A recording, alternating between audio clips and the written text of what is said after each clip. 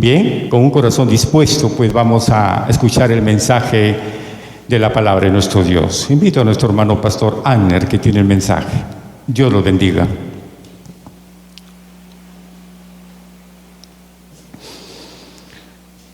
Dios los bendiga a todos, amén. Que Él derrame más bendiciones sobre sus vidas. Bien, vamos a abrir la Biblia en el libro de Segunda Epístola a Timoteo, capítulo 4. Hoy día vamos a hablar acerca de la doctrina, vamos a hacer un repaso de la doctrina. Es necesario que iniciando el año, nosotros como iglesia sepamos dónde está acentuada nuestra fe, cuáles son nuestras convicciones, en qué creemos y por qué razón venimos a los cultos o a la iglesia. Vamos a ponernos de pie, el que va encontrando se va poniendo de pie. Segunda Epístola de Pablo a Timoteo, capítulo 4. Hoy le llamamos al tema repasando la doctrina. Segunda Timoteo, capítulo 4. Leemos la palabra. Con la bendición del Padre, del Hijo y del amado Espíritu Santo. Amén. Te ordeno delante de Dios y del Señor Jesucristo, que juzgará a los vivos y a los muertos en su manifestación y en su reino, que prediques la palabra, que instes a tiempo y fuera de tiempo, redarguye, reprende, exhorta con toda paciencia y doctrina, porque vendrán tiempos cuando no querrán oír la sana doctrina, sino que teniendo comezón de oír, se amontonarán maestros conforme a sus propios deseos, y apartarán de la verdad el oído y se volverán a las fábulas. Pero tú, sé sobrio en todo, soporta las aflicciones, haz obra de evangelista, cumple tu ministerio. Amén. Tome asiento, póngase cómodo. Bien, le decía que estamos iniciando el año 22 y nosotros como iglesia tenemos que hacer recordar a la iglesia la doctrina. ¿Sabe por qué? Porque nuestra mente es vulnerable. Nuestra mente siempre olvida las mejores cosas. Recuerden que lo bueno hay que repetirlo y repetirlo vez tras vez, ya que lo malo se aprende rápido. He tomado esta carta de Timoteo, que es una carta donde siempre Pablo amonestaba. Siempre Pablo estaba detrás de Timoteo diciéndole: ten mucho cuidado con la apostasía, ten mucho cuidado con la doctrina, ten mucho cuidado con lo que predicas. En el versículo de primera de Pedro, capítulo 4, 16, vamos a ver a 1 Timoteo 4, 16, dice así la palabra: ten cuidado de ti mismo y de la doctrina, persiste en ello, pues haciendo esto te salvarás a ti mismo y a los que te oyeren. Encontramos que siempre el apóstol Pablo está recomendándole, exhortando a Timoteo como pastor que tenga mucho cuidado. Ahora, ¿por qué? Se supone que ellos tenían el evangelio al 100% legítimo, un evangelio puro, un evangelio que no había sido trastocado. Era el primer siglo, así que no había mucho problema. Pero Pablo sabe que siempre cuando hay algo bueno, siempre lo malo es atractivo. Recuerde, siempre donde hay algo bueno, lo malo va a ser atrayente. Cuando hay un matrimonio que va bien, siempre van a haber personas que lo van a envidiar. Amén. Cuando hay un negocio que va bien, siempre habrán personas que envidiarán el negocio.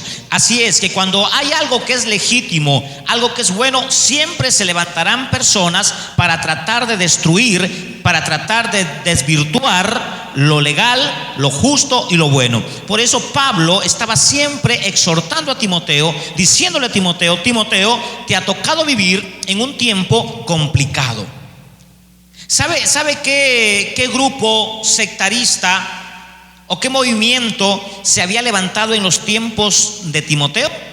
La historia habla de los gnósticos. ¿Alguien sabe qué es un gnóstico?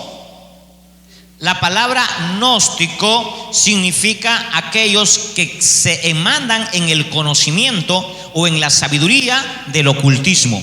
O sea que siempre mezclan las cosas bíblicas con el ocultismo. Es ahí donde nacieron tres corrientes que hasta la actualidad está azotando a la iglesia constantemente.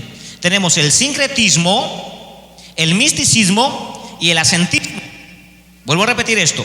El gnosticismo, los gnósticos, cristianos gnósticos que comenzaron a mezclar las cosas místicas o las cosas ocultas con las filosofías orientales, las filosofías griegas, mezclaron el evangelio y entonces llegaron a una conclusión bastante extraña acerca de los poderes, hoy le llaman lo sobrenatural. ¿Han oído esa palabrita? Mira, en 19 siglos, ni un predicador, ni un reformador, ni en la Biblia, no hay registro histórico que los apóstoles de Jesús, los discípulos, los padres de la iglesia y aquellos hombres que llevaron el evangelio hasta la actualidad hayan mencionado o hayan tenido esta palabra sobrenatural. No la usaron. Recién en el siglo XIX, en el año 1948, viene a ser acuñada esta palabra al evangelio, lo sobrenatural. Y uno se pone a pensar, pero ¿por qué acuñaron esta palabra? Porque esta palabra viene mezclada con corrientes o con filosofías del misticismo, del ascentismo y del sincretismo. Hoy, por ejemplo, las iglesias actuales que no tienen el conocimiento acertado en la palabra, ya no tienen un Dios todopoderoso, sino tienen un Dios sobrenatural. Cambiaron al Dios todopoderoso por el Dios sobrenatural. ¿Sabe quién es ese Dios sobrenatural? Satanás. Satanás es el Dios sobrenatural. El Dios todopoderoso, ¿quién es? Nuestro Dios. ¿Sabe por qué? Porque Dios llama las cosas que no son como si fueran. Por ejemplo, cuando Él creó la tierra, no habían peces en la mar y Él dijo: háganse los peces, y los peces se hicieron. Hágase la hierba se hizo. Hágase los animales se hicieron. Pero resulta que en el misticismo y en el sincretismo a la iglesia le enseñan a decir que usted también tiene el poder para mirar o hacer las cosas que no son como si fueran. Y eso es una herejía tremenda, hermano. ¿Sabe quién le dijo a Eva que él podía o ella podía ser como Dios? ¿Quién le dijo? Satanás. Mira, hermano, en el siglo XVIII, en el oscurantismo, cuando la iglesia, con el Papa Pío, se cierra la palabra y nadie podía leer la palabra, inventaron una historia, una fábula bien tremenda, que todos la hemos escuchado. Todos comenzaron a pensar, porque de ahí viene esto, que el diablo tiene dos cachos, color rojo, una capa roja, un trinchi, y así lo dibujan, ¿verdad? Y un trinchi, y que es bien feo, y que está ahí sentado en una silla con un trinchi al costado, con unos dientes hasta acá, y con un rabo enorme. Yo no sé dónde sacaron eso. La Biblia no dice que el diablo sea así. En el oscurantismo, las herejías comenzaron a entrar y la doctrina del Señor comenzó a moverse. Por eso hoy vamos a repasar cuál es la doctrina bíblica y cuáles son las doctrinas de las fábulas o las doctrinas que el diablo ha introducido. Y una de las primeras herejías, no doctrina, herejía, es llamar a Dios, al Dios todopoderoso, al Dios omnisciente, al Dios omnipresente, al Dios sempieterno, llamarlo Dios sobrenatural. Amén. Eso es antibíblico. Se ha estudiado la Biblia en el hebreo y se ha buscado esa palabra a los eruditos bíblicos y no encuentran esa palabra. No la encuentran. Que haya registro de algún hombre de Dios que haya mencionado que Dios sea sobrenatural. No es un atributo de Dios el ser sobrenatural. El atributo de Dios es que Él es todopoderoso. Ese es un atributo. En cambio, lo sobrenatural está vinculado con el ocultismo, está vinculado con las artes mágicas.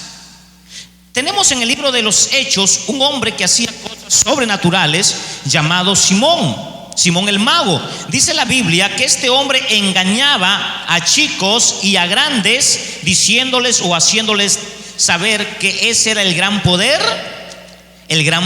de Dios.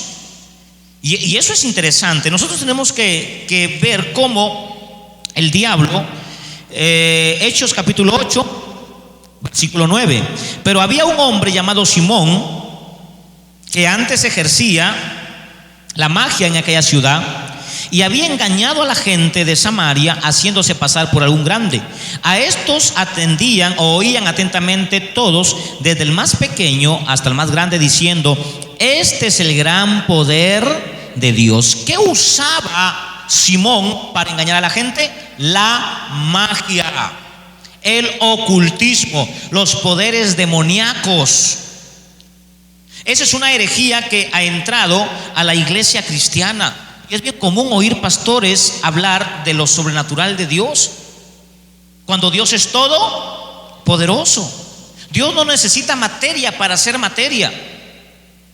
En cambio, el diablo sí necesita materia para hacer cosas. En cambio, Dios no. El diablo no puede estar en Perú y al mismo tiempo en Chile. Amén. Pero sí tiene una velocidad que puede trasladarse de un lugar a otro, como el rayo. Jesús dijo: yo veía a Satanás caer como un rayo. O sea, él puede estar aquí y correr a otro país, correr acá y irse para acá, para todos lados. Pero él no puede estar en un solo lugar. En cambio, Dios sí puede, porque es un atributo que Dios solamente posee. Si nosotros rebajamos a Dios al nivel del diablo, estaríamos diciendo que Dios tiene los mismos poderes que Satanás, que es un Dios sobrenatural. Pero Dios no es sobrenatural, Dios es todopoderoso. Saquemos eso de la cabeza para que nuestra doctrina sea pura, sea santa, sin mancha, sin mácula, conforme a la Escritura.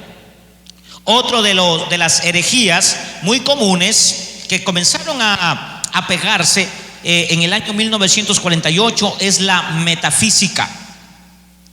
En el libro de Aristóteles, ahí enseña mucho del poder mental, del yo declaro, el yo decreto, yo confieso y así tiene que ser. Si yo decreto que yo me sano, entonces yo me sano. Yo decreto, esa frasecita, yo decreto, es antibíblica. Y hoy es bien común, pastores, líderes, les enseñan a sus congregantes a que ellos aprendan a decretar. Sin embargo, en la Biblia y en Santiago nos enseñó a decir lo siguiente: que cuando querramos hacer algo, digamos: si Dios quiere.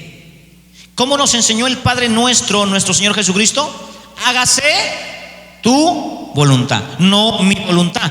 El yo decreto ha excluido la voluntad de Dios, ha sacado la voluntad de Dios de por medio, porque ahora Dios tiene que conceder caprichos. Y es bien común escuchar en las iglesias: hermano, declare su sanidad. ¿Cómo que declare su sanidad? ¿Ya le engañó el diablo que usted es como Dios? Hay otra cosa que hoy estudiaba, analizando acerca de la metafísica, entre comillas, religiosa, que se había metido en el año 1948. Empieza este movimiento del yo declaro, del yo decreto, de lo que yo digo así es, y del contarle a Dios. Hay gente que le dice: cuando cuente 3, o sea, como que Dios estuviera: a ver, cuéntame, hijo, que yo voy a ceder a tus caprichos. Y hay predicadores tan atrevidos que le cuentan a Dios, o que le dicen a Dios: yo no acepto un no por respuesta. Cuando este cantante muy famoso, Julio Melgar, gracias, estaba enfermo y estaba para fallecer, se reunieron los grandes salmistas, Marco Barriento, Marco Witt, esta nueva salmista que no sabemos de dónde salió, Cristín Declaro, y se reunieron con otros. Y esta mujer dijo: yo no acepto un no de Dios. No acepto un no de Dios. Yo quiero que se sane y yo decreto sanidad sobre Julio Melgar. Y se murió. Qué atrevimiento decirle a Dios: yo no acepto un no de ti.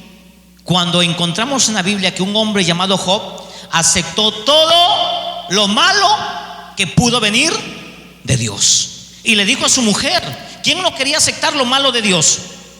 La esposa, ¿verdad? La esposa no quería aceptar nada malo que venga de Dios, y le dijo: ¿acaso recibiremos de Dios solamente lo bueno? ¿Acaso no aceptarás un no de Dios? Y hay muchos cristianos que son como la mujer de Lot, que no quieren aceptar un no por respuesta de Dios. ¿Por qué? Porque ya les metieron esta doctrina, esta herejía en la cabeza del yo decreto, el yo declaro, el yo confieso, y como yo confieso y como yo declaro, así tiene que ser. Entonces estaríamos diciendo que nosotros tenemos poder.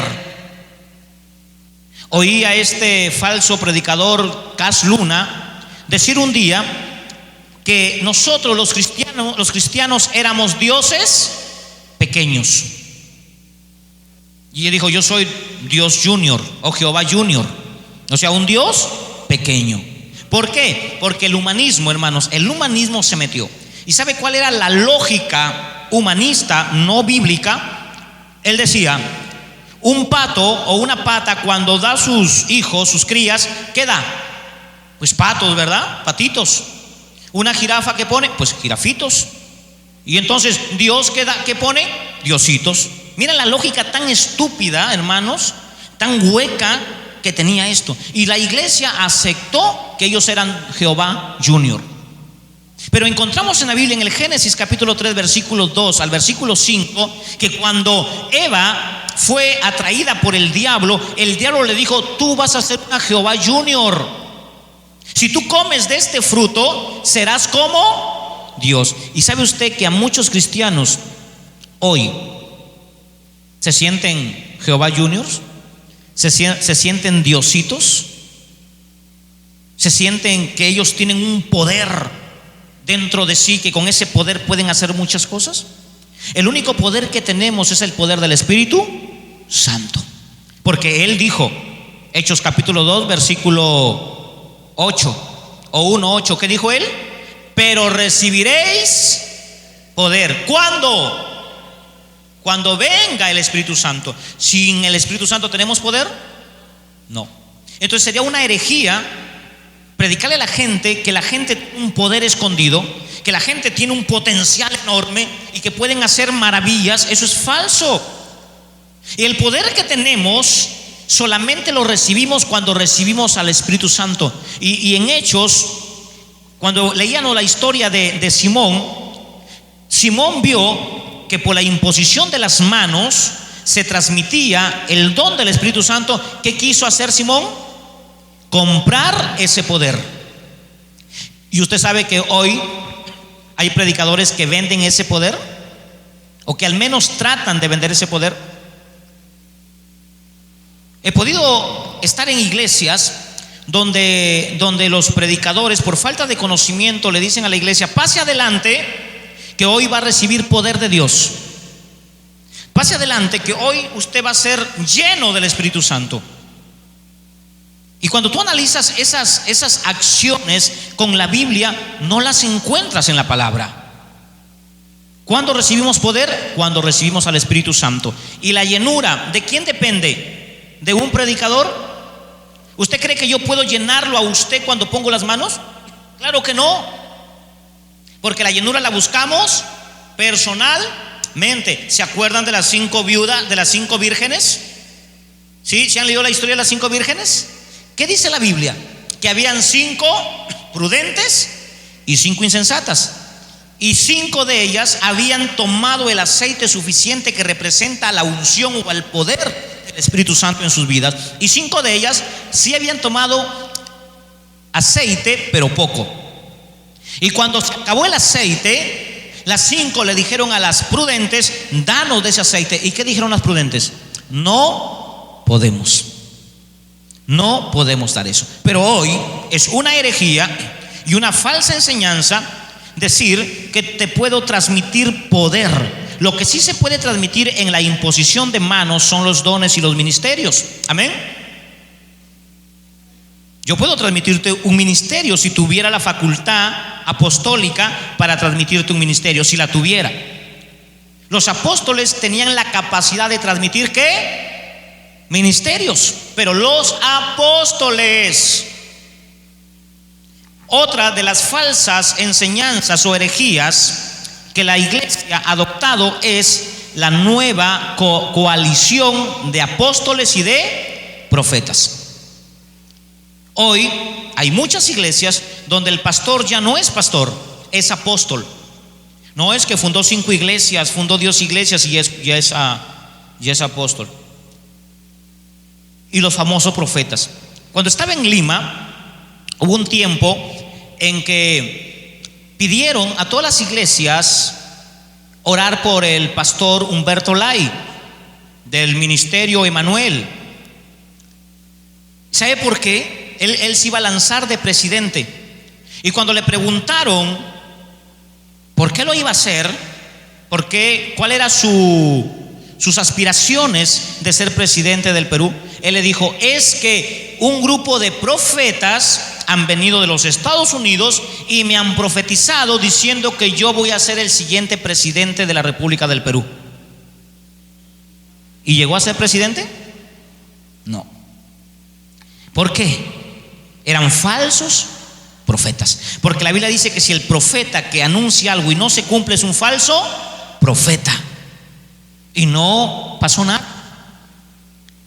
Y hoy muchos pastores ya no quieren ser pastores, quieren ser apóstoles, quieren tener grados, quieren ser altos, quieren ser superiores. Cuando el Señor Jesucristo dijo: el que quiere ser el primero tiene que ser el último. El que quiere ser grande tiene que ser el que sirve.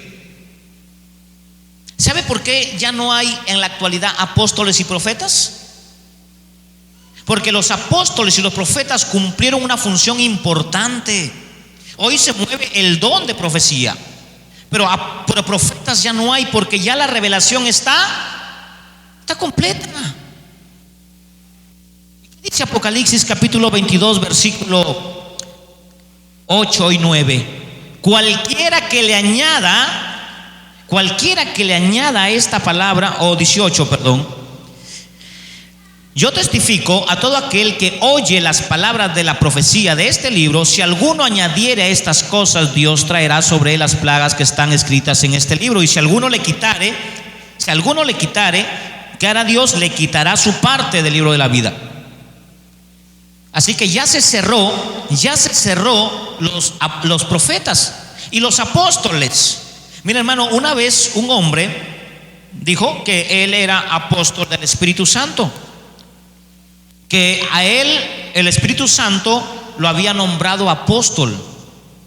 Y nosotros le preguntamos en esa reunión: ¿tienes fundamento en la Biblia, respaldo en la Biblia, que el Espíritu Santo haya puesto, o la función del Espíritu Santo sea poner apóstoles? ¿Sabe cuál es la función o la obra del Espíritu Santo? San Juan 16 versículo 7. Esta es la función del Espíritu Santo. Miren la función que hace el Espíritu Santo con los mundanos o los inconversos que hemos sido nosotros. Él convence de pecado, de justicia y de juicio. Esa es la función del Espíritu Santo. Él no ha venido a ser apóstoles ni profetas. Él ha venido a hacernos recordar lo que el Señor nos enseña. A la iglesia lo que hace el Espíritu Santo es hacernos recordar la palabra. Pero también hace otras cosas en la iglesia. Nos da frutos y nos regala los dones, los ministerios, para poder ser fructíferos en la obra del Señor. Pero los apóstoles de hoy, yo no sé dónde van a aparecer, porque aquí en Apocalipsis capítulo 21 versículo 14 dice así: y en el muro de la ciudad tenía 12 cimientos, y sobre ellos los 12 nombres de los apóstoles del Cordero. ¿Dónde estará el apóstol Te Quito la Platita? ¿O dónde estará el apóstol Armando Iglesias? ¿O la profeta Soy la Becerra? ¿Dónde estará? Si aquí no dice eso. Ya está la lista completa de los apóstoles. Pero sin embargo es una herejía más. Pero otra de las corrientes, les acabo de hablar de herejías. Ahora, corrientes. Hablemos de las corrientes. ¿Qué es una corriente? Es un movimiento. La Iglesia Católica, cuando vio que perdía gente, comenzó a hacer movimientos internos. ¿Y cuáles eran sus movimientos? Que ahí se armó pues la Legión de María, las bodas de Caná. ¿Qué más se armó? Pues los Juan 23, 24 y 26. Entonces esas corrientes comenzaron a armarse. Resulta que la iglesia cristiana, al no entender que la Biblia no es una constitución como las naciones, ¿qué significa eso? Las naciones tienen una constitución política, amén. Pero cada vez que llega un gobierno, le hacen enmiendas, le agregan, le quitan de acuerdo a la posición del gobierno. Y cada año o cada gobierno, la pobre constitución está llena de enmiendas. Pero la Biblia no. La palabra de Dios permanece para siempre. Así muere el pastor, así haya cambio de pastor, así haya cambio de líderes, la palabra va a ser siempre la misma. No tiene enmiendas. No se le puede agregar a la palabra. Entonces los movimientos son pensamientos o ideas que surgieron en el siglo XVIII. Primer movimiento, tenemos el movimiento mormón de Joseph Smith. Joseph Smith era presbiteriano, era cristiano. Pero ¿qué pasó con este señor? Este señor quería acción en la iglesia. Decía, no puede ser que vengamos a la iglesia, cantemos, escuchemos la palabra, luego nos vamos a la casa y otra vez. No, yo quiero acción. Y el hombre comenzó a buscar algo fuera de la palabra. Cuando usted se mete a buscar cosas fuera de la Biblia, como sueños, visiones, como otro tipo de cosas que la Biblia no respalda o que no las lleva a la escritura, viene el enemigo y le engaña. ¿Y sabe lo que pasó con Joseph Smith? Que él se iba al campo, se iba a los árboles donde estaba solo y se ponía a orar. Mira, hermano, ahí en Lima y aquí en Sullana hay una costumbre bastante anticristiana. La costumbre de irse a los cerros a orar.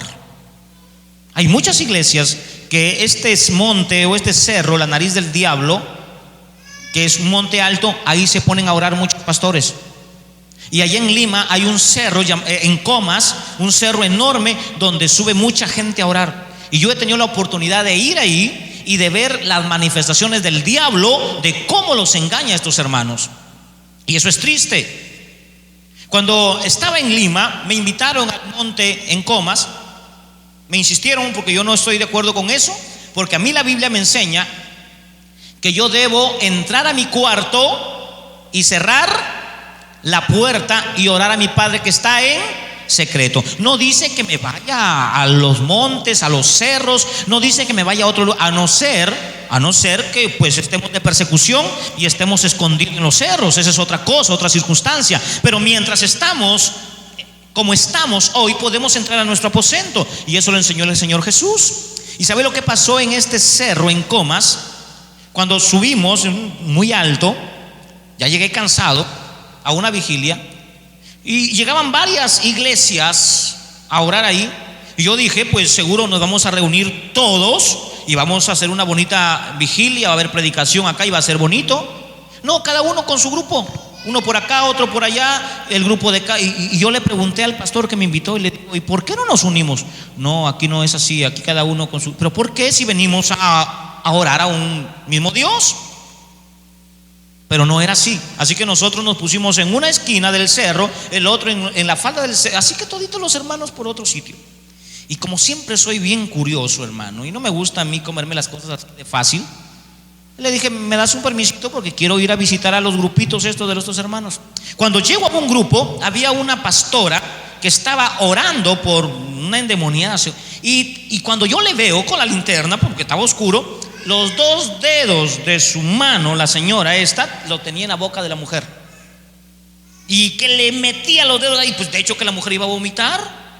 Y ay, la mujer se fue en vómito. ¡Fuera, demonio! ¡Fuera, demonio! Yo dije, esto es puro espectáculo y show, nada de Biblia. Luego pasé a otro grupo y estaban que reprendían al diablo y estaban en esto.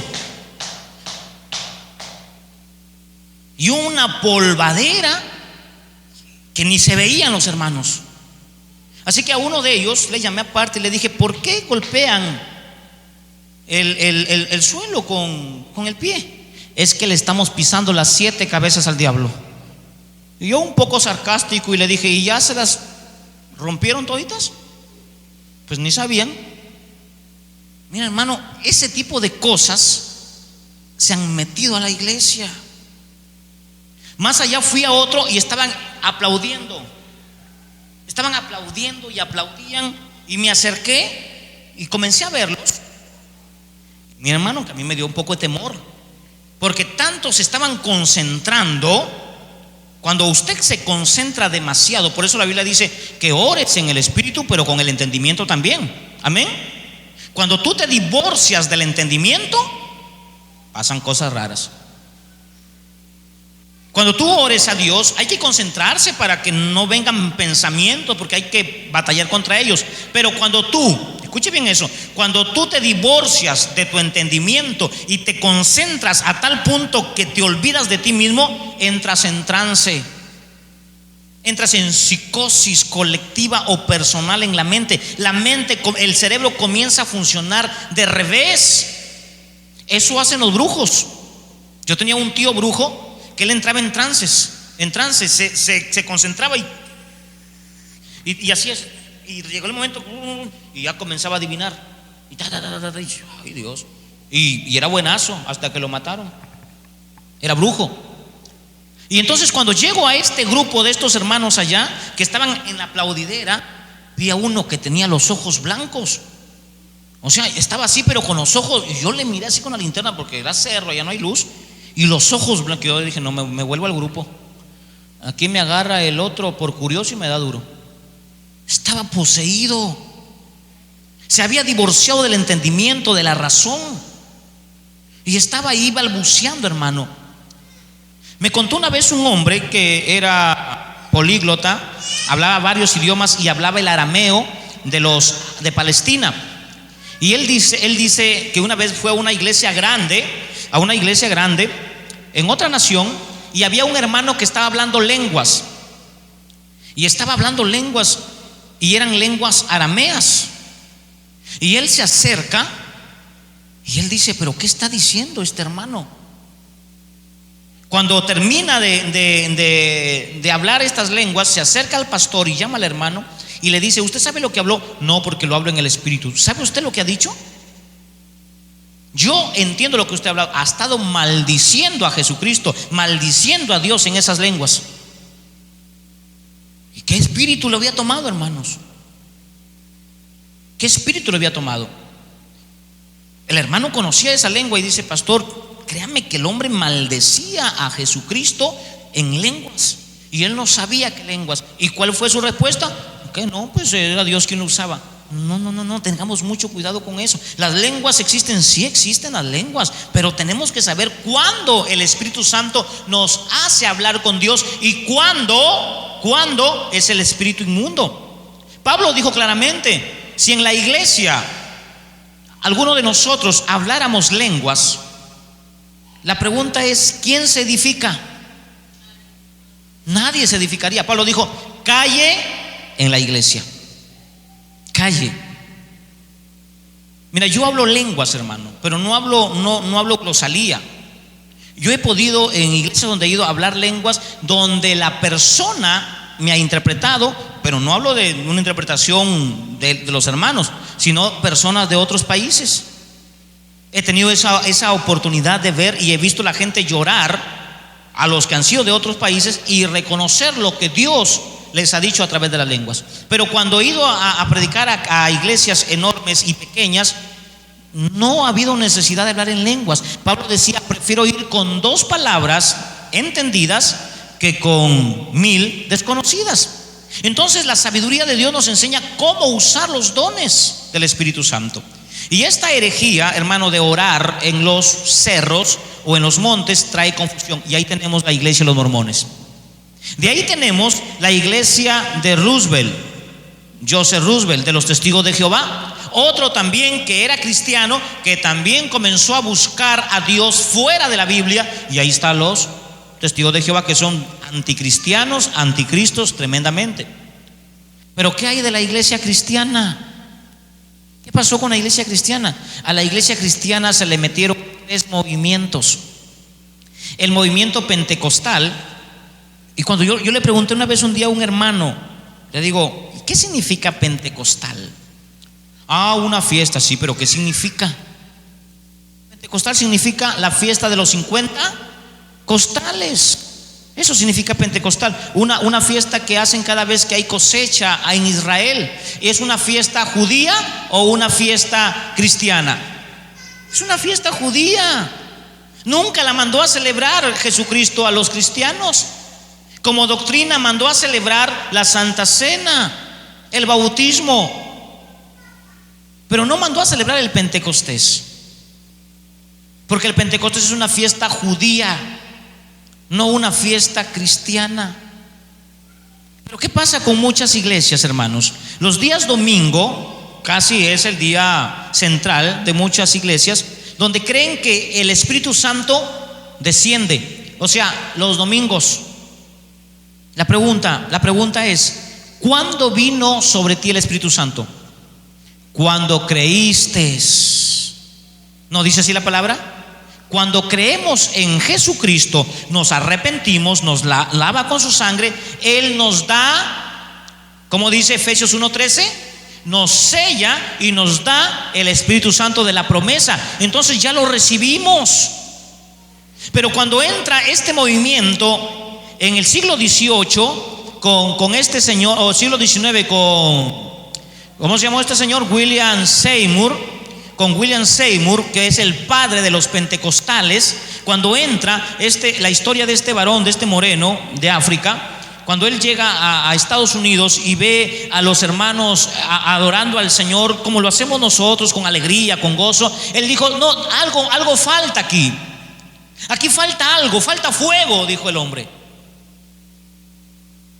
Entonces el hombre comenzó a buscar el fuego. ¿Y sabe cuál es el fuego? Los movimientos que se dan de una manera desconocida. Y eso es tremendo. Yo fui a una iglesia, porque ahí congregué, una iglesia pentecostés o pentecostal, y yo tenía un amigo que él decía que le daba el Espíritu Santo. Yo dije, ¿qué es dar el Espíritu Santo? Si ya lo tenemos. Y él se movía para todo lado. Y recuerdo que el Señor me había dado un don desde pequeño. Y le digo, Señor, a mí no me da eso. ¿Acaso estoy mal? ¿Estoy haciendo? ¿Por qué a mí no me agarra el movimiento así que le da? ¿O acaso no tengo el Espíritu Santo? Me cuestionaba, hermano. Me cuestionaba y decía, ¿pero qué pasa, Señor? Así que un día comencé a orar, a buscar al Señor. Y le digo, Señor, muéstrame cómo es. Y el Señor en una visión abre mis ojos y yo veo en la cabeza de mi amigo un papagayo, o sea, un espíritu inmundo que lo aleteaba, y cuando lo aleteaba él se movía todito. Y yo decía, pero Dios, ¿qué es eso? Y entonces comencé a investigar acerca de esta corriente y me di cuenta que en la Biblia no había nada de esto, que eso se dio una sola vez para testimonio de los miles que habían llegado en Hechos capítulo 2, medos, pardos, elamitas de África y de todas las naciones, para que el evangelio se extendiera y vaya a las naciones. De ahí ya no hubo otro Pentecostés, hermanos. De ahí ya no hubo otro movimiento donde la gente comenzara a sentir eso. La gente recibía el Espíritu Santo, hablaban nuevas lenguas. Esas lenguas eran para glorificar a Dios y mucha gente entendía esos lenguajes. Pero hoy no tenemos eso. Hoy estamos llevando un evangelio al punto donde las emociones comienzan a mantenerse más que la palabra. Por eso Pablo Pablo le dice: yo te ordeno delante del Señor Jesucristo, que juzgará a los vivos y a los muertos, que prediques la palabra. Hoy ya no se está predicando la palabra. Hoy se predica el movimiento de la prosperidad, por ejemplo, con los famosos Casluna, Maldonado, César Castellanos, otras iglesias aquí en Perú, con los Marcelinos Salazar, con David Lozano de Radio La Luz. Mi hermano, yo fui a esta iglesia un día a buscar un espacio radial, y uno de sus representantes me pregunta y me dice a mí: ¿qué evangelio predicas tú? ¿El de hace 2000 años o el reciente, el que Dios ha revelado? Pues le dije: yo predico el de hace 2000 años. Y él me dijo: entonces no te podemos dar un espacio aquí, porque nosotros predicamos el evangelio de hace 50 años. ¿Cuál era ese evangelio de hace 50 años? El evangelio de la prosperidad, donde dicen ellos que si tú no eres próspero, no eres de Dios. Y ese evangelio de la prosperidad ha entrado con esta herejía, los famosos pactos. Pacta con Dios, pacta con Dios, pacta con Dios. Este mes de enero es un mes peculiar. Yo quisiera que usted observara cuando vaya a alguna de estas iglesias y pase por sus casas, o búsquenla en el internet, que suelen colgarlo. El altar en este mes se vuelve un mercadito. Se vuelve un mercadito, hermano. Ponen frutas, ponen uvas, los hermanos comienzan a traer cosas y el altar se vuelve un mercado. ¿Por qué? Porque a este mes, ¿sabe cómo le llaman? El mes de las primicias. ¿Dónde dice la Biblia? Las primicias tú las das cuando Dios te da, no solamente el mes de enero. Aquí vino una familia un día y me dijo: pastor, ¿será verdad esto? Yo estoy en una iglesia donde me piden mi primer sueldo. O sea, el primer sueldo es para la iglesia, o sea, para el pastor, porque era el mes de las primicias. Entonces, ¿qué va a comer esa gente en ese mes? Esa es la doctrina falsa del movimiento apostólico y profético de la famosa prosperidad. Y eso tenemos nosotros que erradicar de nuestra vida. A Dios le damos primicias cada vez que Dios nos bendice. Amén. Cada vez que Dios nos prospera, le damos al Señor. No esperamos el mes de enero. Estamos como los mundanos, que hacemos cábalas para que nos vayan bien los 11 meses. Y eso Dios está condenando. Otra falsa doctrina en la actualidad es la doctrina que se ha metido bastante acerca del asentismo. Conversaba con un teólogo de aquí de Lima que me llamó en esos días, y estábamos hablando acerca del asentismo y acerca de la gracia. ¿Cuántos creen que hemos sido salvos por gracia? Amén. Hemos sido salvos por gracia. La Biblia lo dice en Efesios 2:8. Bien, ¿qué cubre la gracia? La gracia cubre la salvación y el perdón de nuestros pecados. Eso cubre la gracia. El resto tenemos que trabajarlo nosotros, con mejorando cada día, congregando, haciendo las pautas que el Señor nos manda. Pero el asentismo, usted me dirá: ¿pero qué es asentismo? Quizás no sepa qué es asentismo. El asentismo es el duro trato al cuerpo. El duro trato al cuerpo. Los católicos, cuando se van al convento, las monjas y los monjes, ellos le dan un maltrato o un duro trato a su cuerpo. Se flagelan, no comen, ellos están en ayuno 3, 4, 5 días constantemente. Y ahí ¿para qué? Supuestamente de esa manera matan el pecado o la humanidad, y después ya salen como madres o como padres, etcétera, etcétera. Jesucristo, escuche bien eso, estaba con sus discípulos y ya se practicaba el asentismo ahí. Y los fariseos se le acercaron y le dijeron: Señor, ¿por qué tus discípulos no ayunan? ¿Se han leído esa parte? ¿Por qué no ayunan tus discípulos? Y Jesús les dijo: ¿cómo van a ayunar si están con el mero mero? Estaban con el Señor. ¿Por qué van a ayunar si están conmigo? No, es que los de Juan y los de los fariseos ayunan muchas veces. Y entonces esa partecita para muchos les es chocante. ¿Por qué? Porque los fariseos trataban mal a su cuerpo. Los discípulos de Juan, al principio, por ejemplo, Juan tenía una característica, por el llamado que él tuvo, ¿Dónde vivía Juan? ¿A dónde vivía? En el desierto. ¿Qué comía? Miel y vegetales. ¿Y qué tomaba? Agua. Agua nomás tomaba. Ahora Jesús, ¿dónde vivía? En la ciudad. ¿Qué comía? Carne. ¿Qué tomaba? Vino. ¿Y qué decían? Bebedor, borracho, comilón, amigo de pecadores, amigo de todo. ¿Qué hizo Jesús cuando Él vino acá? Vino a traer el evangelio que hace que la gente entienda que la salvación no la merecemos. No la merecemos, es un regalo de Dios.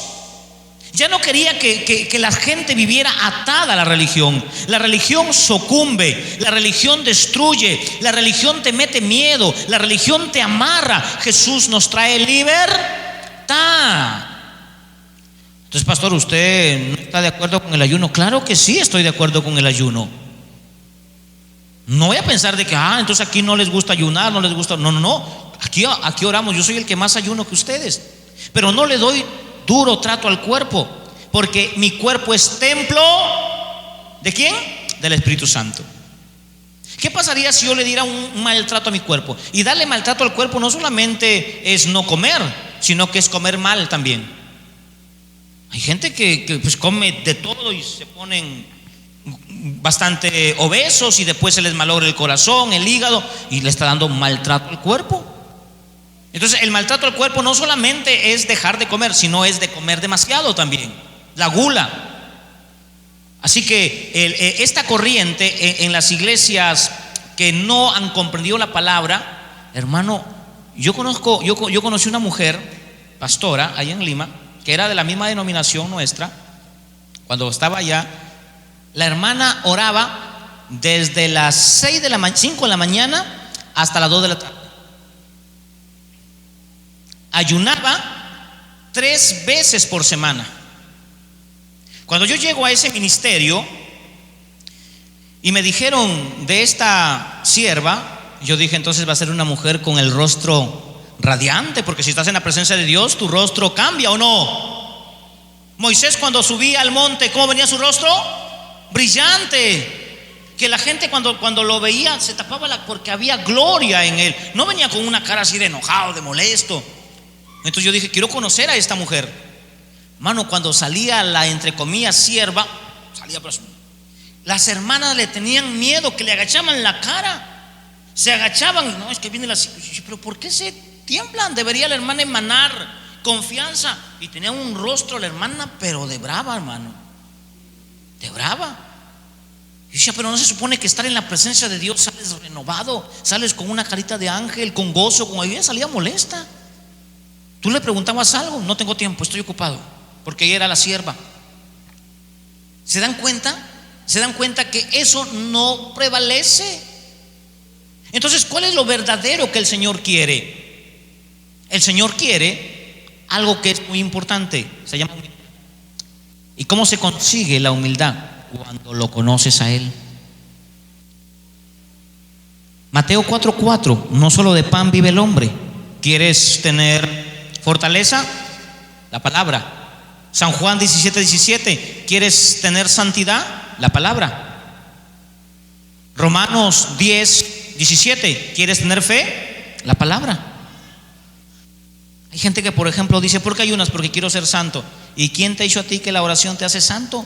Entonces ya los musulmanes fueran más santos que nosotros, ya los católicos, las monjas fueran más santas que nosotros. La santidad, amados hermanos, es un proceso de la regeneración que el Espíritu Santo hace en nosotros.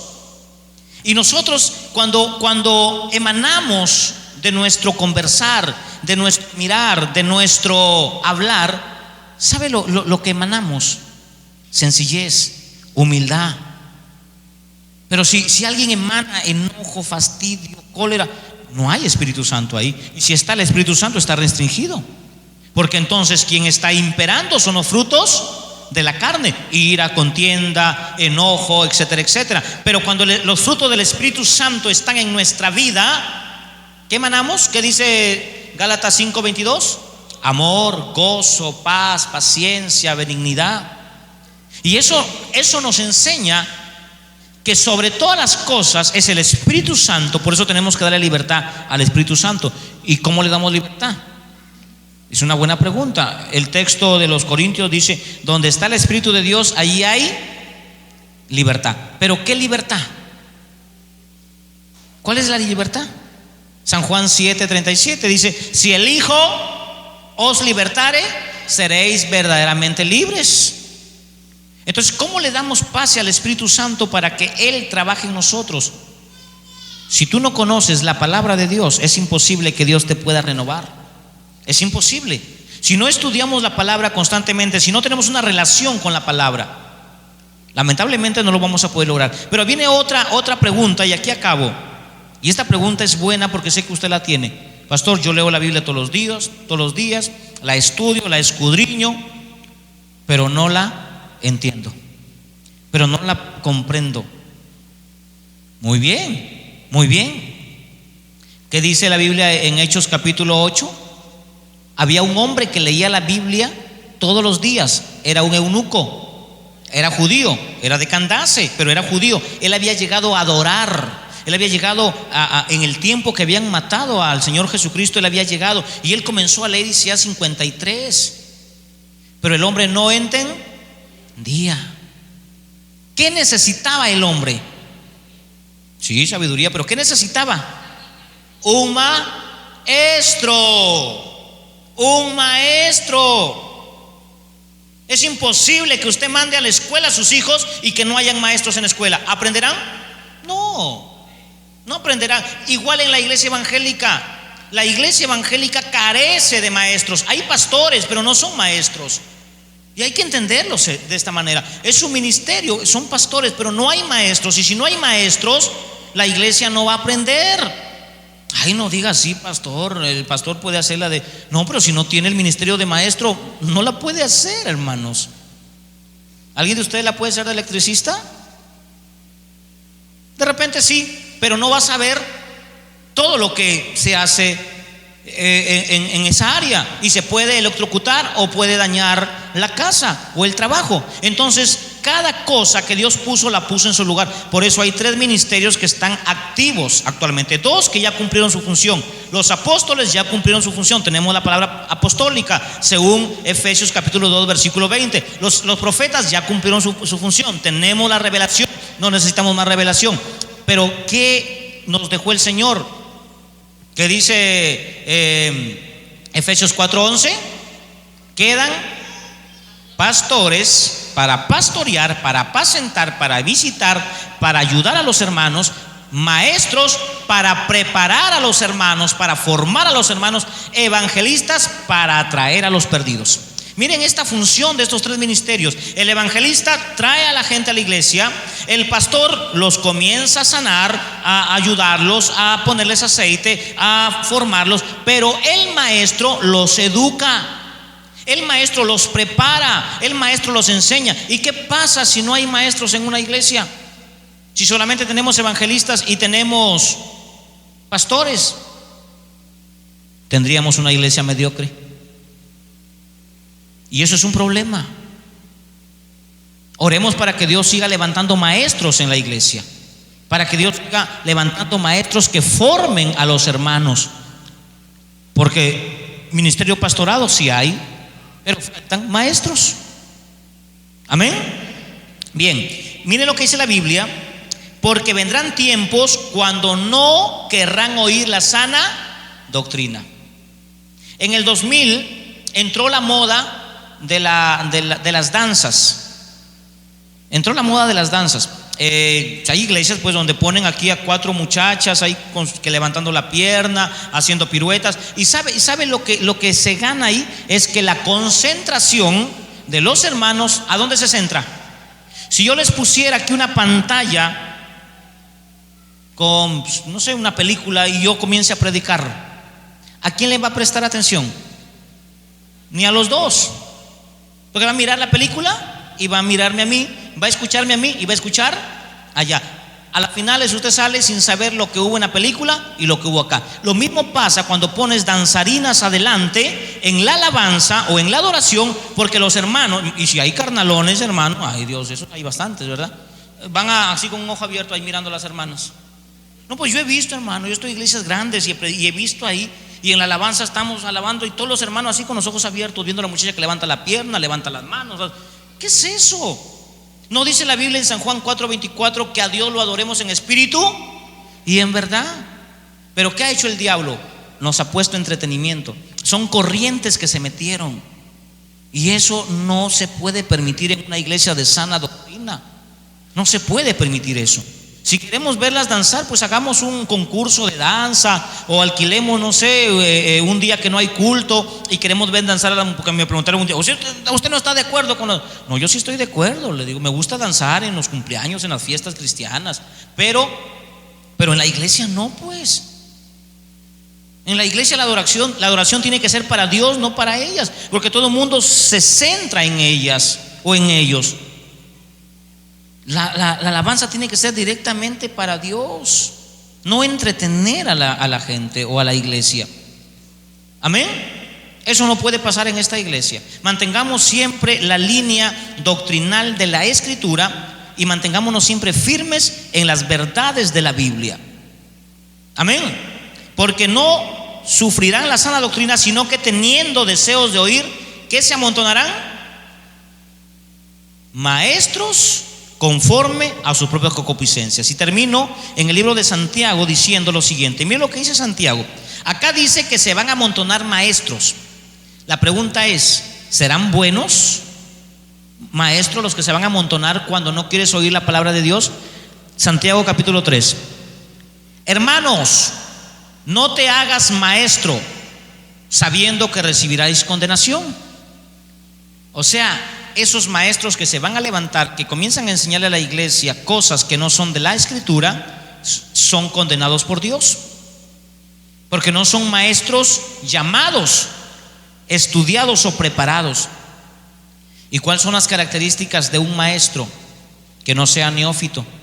No puede haber un maestro en la Escritura que no sepa la Biblia, o que por ahí divague algunas palabras. El maestro tiene que estar preparado en ciencia, en las herramientas de la teología para podernos preparar, o si no, nos convertimos en una iglesia improvisada. Esa fue la última encuesta que hicieron de las iglesias en Latinoamérica, y llegaron con el resultado de que la iglesia cristiana es una iglesia, al menos aquí en Latinoamérica, al 70% una iglesia improvisada. ¿Qué significa una iglesia improvisada? Que cualquier hermano que tiene 3 años, y como lo ven que viene a la iglesia y lo ven con buenas actitudes, tú vas a ser el pastor de la congregación de acá, o ven a una hermana que está bien, tú vas a ser la pastora de la iglesia de acá, cuando la Biblia en 1 Timoteo 3 lo rechaza. Porque la Biblia dice en 1 Timoteo 3 que el pastor tiene que ser casado. Tiene que ser casado. Pero también dice que el pastor tiene que tener hijos. ¿Para qué tiene que tener hijos el pastor? Para que los tenga ¿en qué? ¿En qué? En sujeción. Porque si no sabe gobernar su casa, ¿cómo sabrá gobernar la iglesia? Entonces, ¿Dios rechaza a los pastores solteros? Sí. Ay, qué duro, ¿verdad? Es que es la verdad. La Biblia lo dice. ¿A quién le creemos? ¿A la palabra o le creemos a lo que nosotros pensamos? Pero ahí van a sacarla de Timoteo, ¿cierto? Pero pastor, Timoteo era ¿tú sabes que era soltero? ¿Has leído historia? ¿Has leído la historia de Timoteo? ¿Has ido a la biblioteca a leer historia griega, o has entrado a la computadora a estudiar historia griega y a conocer quién fue el papá, la mamá de Timoteo, y saber a cuántos hijos tuvo Timoteo? ¿Verdad que no sabemos? No sabemos porque no escudriñamos, no investigamos. Timoteo era casado, tenía su esposa, sino que era un pastor joven, porque en el tiempo de Pablo un hombre de 40 años todavía era joven, porque la emancipación en el tiempo de Jesús, ¿a los cuántos años era? ¿A los cuántos años se emancipaba una persona? A los 30 años. ¿A los cuántos años se emancipa aquí una persona aquí en Latinoamérica o en la actualidad? A los 18 años. O sea, a los 18 años el muchacho se puede ir de la casa, puede venir a la hora que quiere, ya no le hace caso a la mamá. ¿Por qué? Porque ya está emancipado, ya tiene sus derechos como adulto, ¿verdad? Pero en el tiempo de Timoteo, un joven, para que se emancipe, tenía que tener 30 años. Jesucristo no podía empezar su ministerio sin cumplir esta norma. Jesucristo salió a los 30 años, ya se fue de casa, ya mamá tenía que irlo a buscar, pero antes no hubo registro de que él se haya ido de casa, excepto a los 12 años que se quedó allá. Pero como joven él no denigró la ley que estaba establecido. 30 años, ahora sí mamá, me emancipo y hacer la obra de Dios. Por eso les digo, Timoteo era considerado joven en el ministerio. ¿Sabes cuántos años trabajó Timoteo con Pablo cuando lo conoció? ¿Usted cree que Pablo se iba a llevar a un chiquillo de 12 años a la obra? ¿Podría Pablo ser tan irresponsable de llevarse a un niño de 13, de 12 años a la obra? Tenía 30 años cuando Timoteo se fue a la obra y trabajó 14 años. Y a los 14 años recién lo pusieron como pastor. 30 más 14, ¿cuántos años son? 44 años. ¿Se da cuenta como cuando usted no conoce la historia le venden gato por liebre? Porque muchos dicen, no, Timoteo era el pastor más joven, o sea, un chiquillo de 17 años. No, señores, no es así. No era así, era una persona joven para su tiempo, pero para nosotros ya era un señor adulto, un muchacho adulto, con 14 años de experiencia. Hoy también escuché una encuesta, la leí, de que la mayoría de pastores en Latinoamérica, ¿sabes cuántos años han tenido de cristianos para hacerse pastores? 2 años, 3 años, 1 año, y ya han tomado una obra. Y ya se han hecho pastores y ya tienen iglesias grandes. Y ellos piensan que porque tienen iglesias grandes ya son respaldados por Dios. Y las herejías, un sinnúmero. Nunca recibieron un discipulado, nunca recibieron estudios bíblicos, nunca fueron a un seminario si tuviesen la oportunidad, y se autonombraron pastores. ¿Sabe cuántos pastores en la actualidad en Latinoamérica hay que no tienen mujer, que son solteros? El 20% son pastores que no tienen familia. ¿Y qué dice la palabra? Si no sabes gobernar tu familia, ¿cómo gobiernas la iglesia? Entonces la iglesia en conclusión en Latinoamérica es una iglesia improvisada, y es una tristeza, porque los europeos y los americanos que están en otro nivel, que son gente que sí que estudia, que escudriña la palabra, que cuando se van en el tren o en el bus, ¿sabe lo que hace un europeo cuando va en el tren o en el bus? Va leyendo un libro. Pero ¿sabe qué hace un latino cuando va en el bus? En el celular. ¿Cómo cree que el cerebro se desarrolla si no lee, si no escudriña? Entonces, el repaso de la doctrina de hoy, y aquí terminamos, póngase de pie, es: mantengamos nuestra firmeza en la palabra, solo Biblia.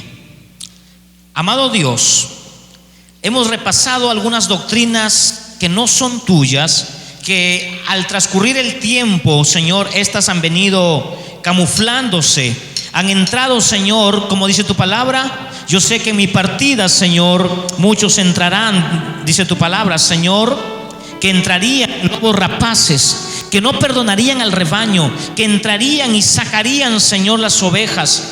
Hoy hemos visto que en los últimos tiempos hay toda una decadencia, Padre, del conocimiento y de la verdad. Hay una decadencia, Señor, de la doctrina. Oramos para que en esta congregación que tú nos has dado, Señor, podamos mantener la doctrina, podamos mantener la firmeza, podamos, Señor, mantener las verdades de tu palabra, que no las cambiemos por nada, Señor, que siempre tu palabra esté primero, y que cuando venga una falsa doctrina podamos reconocer, Señor, porque no solamente vendrán de afuera, sino que también se levantarán de adentro falsas doctrinas. Y yo te doy gracias, Padre, porque tú nos enseñas cada día y nos haces discernir las cosas verdaderas de lo falso. Te damos gracias, Señor, en el nombre de Jesús. Amén.